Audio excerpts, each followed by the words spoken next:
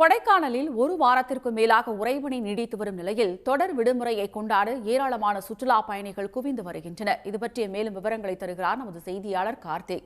கார்த்திக், எந்த அளவுக்கு சுற்றுலா பயணிகள் ஆர்வம் காட்டுறாங்க? கூடுதல் விவரம்.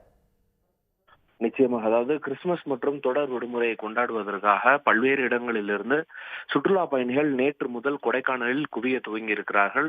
கொடைக்கானலுக்கு வந்திருக்கக்கூடிய இந்த சுற்றுலா பயணிகளுக்கு விருந்தாக அமைந்திருக்கக்கூடியது இங்க இருக்கக்கூடிய சீதோஷ்ண நிலைதான்.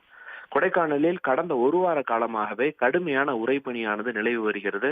குறிப்பாக அதிகாலை நேரங்களில் 5 டிகிரி செல்சியஸில் இருந்து 3 டிகிரி செல்சியஸ் வரை இந்த வெப்பநிலை முழுமையாக குறைவதால் அந்த நீர்நிலைகளை ஒட்டி இருக்கக்கூடிய அனைத்து புல்வெளிகளிலும் கடுமையான உறைபனி நிலவி வருகிறது. தற்போது கொடைக்கானலுக்கு வந்திருக்கக்கூடிய இந்த சுற்றுலா பயணிகளுக்கு ஒரு விருந்தாக அமைந்திருக்கக்கூடிய இந்த சீதோஷ்ண நிலையை தற்போது அவர்கள் இந்த அதிகாலை நேரங்களில் இங்கு குவியக்கூடிய சுற்றுலா பயணிகள் உறைபனியுடன் சேர்ந்து செல்பிகள் மற்றும் புகைப்படங்கள் எடுத்து மகிழ்வதோடு மட்டுமல்லாது அந்த புல்லுகள் மீது இருக்கக்கூடிய பனிக்கட்டைகளை எடுத்து விளையாடக்கூடிய காட்சிகளையும் நம்மால் பார்க்க முடிகிறது. மேலும் தற்போது மட்டுமல்லாது இன்னும் ஒரு வார காலத்துக்கு இந்த உறைபனியானது தொடர்ந்து நீடிக்கும் என்றே எதிர்பார்க்கப்படுகிறது. உறைபனி கடுமையாக நீடிப்பதால் மாலை நேரங்களிலிருந்தே கொடைக்கானல் மலைப்பகுதி முழுவதும் கடும் குளிரும் வீசப்படுகிறது.